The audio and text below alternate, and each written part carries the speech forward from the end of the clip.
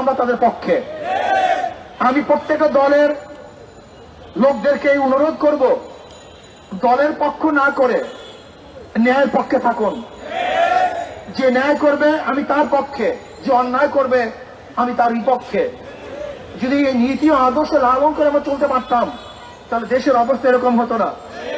আপনারা দেখেছেন যারা বিবেকবান মানুষ, যারা মানুষ গড়ার কারিগর, সেই প্রতিষ্ঠানগুলির প্রধানদের অবস্থা কি দেখেছি আমরা, ভিসিদের অবস্থা কি দেখেছি, প্রফেসরদের অবস্থা কি দেখেছি, নীতি বিবর্জিত এক দল সম্প্রদায়কে আমরা দেখেছি যারা বিগত সরকারের হাজারো অন্যায়কে সাপোর্ট দিয়েছে, যারা বিগত সরকারের হাজারো খুনকে গোপন করেছে, যারা বিগত সরকারের হাজারো জুলুমকে মাটি চাপা দিয়েছে।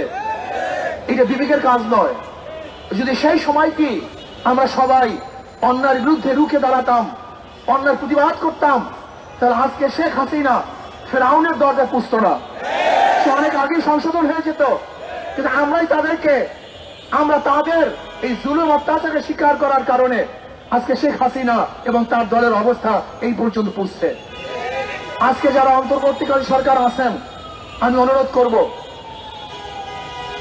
যারা এখনো ওলামায়ে কেরাম, কিছু ওলামায়ে কেরাম আছেন যারা নির্দোষ, জেলে ধুকে ধুকে মরছে, তদন্তের ভিত্তিতে আপনি তাদেরকে মুক্তি দান করেন।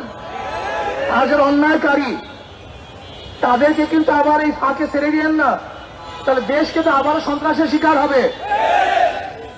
আজকে বিডিআর হত্যায় বহুত বিডিআর যারা অন্যায়ের সাথে জড়িত ছিল না, যারা অন্যায় করে নাই, গুলি চালায় নাই, এবং হাজারো বিডিআর আজও জেলখানায় ঢুকে ঢুকে মরছে। আমি অন্তর্বর্তীকালীন সরকারকে বলবো, আপনি আবারও দ্বিতীয়বার শেখ হাসিনা সরকার সময় যে বিডিআর ভাইদেরকে অন্যায়ভাবে সাজা দেওয়া হয়েছে তাদের ব্যাপারে আবার রিএক্সামিন করে তাদেরকে, যারা অপরাধের সাথে জড়িত না, তাদের মুক্তি দেওয়ার ব্যবস্থা করুন। আজকে জয়ের বক্তব্য দেখলাম, এদেশের সংবিধান রক্ষা করার জন্য সে ভারতকে আহ্বান করেছে। যেই ভারত আপনাদেরকে রক্ষা করতে পারে নাই, সেই ভারত আমাদের দেশের সংবিধান কিভাবে সংশোধন করবে? না, আমরা অন্য কোন দেশের হস্তক্ষেপ আমাদের দেশের সংবিধান সংশোধনের জন্য চাই না। আমাদের দেশে অভ্যন্তরীণ কোন বিষয় কোন রাষ্ট্রের হস্তক্ষেপ আমরা চাই না।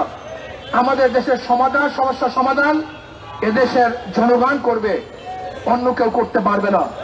যদি কেউ আহ্বান করে, আমরা মনে করব তারা দেশদ্রোহী, তাদেরকে বিচারের আওতায় আনা উচিত।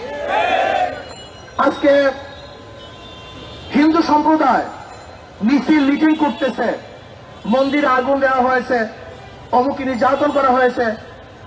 আমি বলবো, কোন হিন্দু সম্প্রদায়ের মন্দিরে কোন ব্যক্তিকে আক্রমণ করা হয় নাই, আগুন দেওয়া হয় নাই। বরং এদেশের 99% হিন্দু তো আওয়ামী লীগ করে, তারা তো আওয়ামী লীগের লোক। আওয়ামী লীগের হাজারো মুসলমানদের উপরে যদি আক্রমণ হলে সেটা সম্প্রদায়কে আক্রমণ না হয়, তা আওয়ামী লীগের কারণে হিন্দুদের উপর আক্রমণ করলে সেটা সাম্প্রদায়িক হবে কেন? আজকে হিন্দু সম্প্রদায়কে সামনে না নিয়ে আবারও দেশকে ধ্বংস করার নীল একটা নকশা আঁকা হয়েছে। আমি অনুরোধ করব, তত্ত্বাবধায়ক সরকারকে আমি অনুরোধ করব, আপনি হুকুম জারি করেন, প্রত্যেকটা মন্দিরের মধ্যে সিসি ক্যামেরা লাগাতে হবে। প্রত্যেকটা মন্দিরে সিসি ক্যামেরা থাকবে। যেই মন্দিরের মধ্যে সিসি ক্যামেরা থাকবে না, সেই মন্দিরের উপর কেউ আক্রমণ করলে এই দায়িত্ব সরকার এবং এই জনগণ গ্রহণ করবে না। আমরা বিগত দিনে দেখেছি, আসলে মন্দির নিজেরা ভেঙ্গে এই বাংলাদেশের জনগণের উপরে চাপিয়ে দেওয়ার চেষ্টা করা হয়েছে, এখন হচ্ছে। এর জন্য আমি অনুরোধ করব, প্রত্যেকটা মন্দিরের মধ্যে সিসি ক্যামেরা লাগানো হোক। আর একটা কথা মনে রাখতে হবে, আমরা সমস্ত সম্প্রদায়ের ভাইয়েরা একত্রিত হয়ে দেশকে করতে চাই, আমরা তাদেরকে মূল্যায়ন করতে চাই। এর জন্য আমি মনে করি বাংলাদেশের প্রত্যেক ধর্মের পার্সেন্টেজ অনুযায়ী, তাদেরকে চাকরি দেওয়া হোক। হিন্দু যত পার্সেন্টেজ, তাদেরকে সেই পরিমাণ চাকরি দেওয়া হোক। বৌদ্ধ যেই পরিমাণ পার্সেন্টেজ তাদেরকে সেই পরিমাণের চাকরি দেওয়া হোক, খ্রিস্টান যেই পরিমাণ পার্সেন্টেজ আছে তাদেরকে সেই পরিমাণের চাকরি দেওয়া হোক, এবং মুসলমানের সংখ্যা যেই পরিমাণ ওই অনুযায়ী তাদেরকেও চাকরি দেওয়া হোক।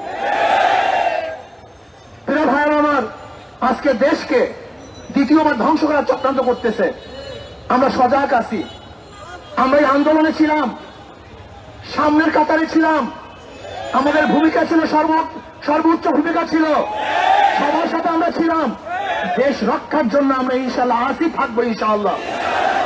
কাজী কোন ষড়যন্ত্র থেকে আমরা কোন অবস্থায় চোখ বুঝে থাকবো না, নীরব থাকবো না, ঘুমিয়ে যাব না, বরং সজাগ থাকতে হবে। কাজে আসুন আমরা দেশকে রক্ষা করার জন্য সামনে অগ্রসর হই, এই দেশকে বাঁচাবার চেষ্টা করি, দেশকে সুন্দর করার চেষ্টা করি। আর ছাত্রদেরকে বলবো যে খবরদার, আমাদের কর্মকাণ্ডে যেন মানুষ আমাদের উপরে অসন্তুষ্ট না হয়, সে চিন্তা আমাদেরকে করতে হবে। আল্লাহ আমাকেও আমাদের সবাইকে কবুল করে নেন। এখন আমরা মিছিলে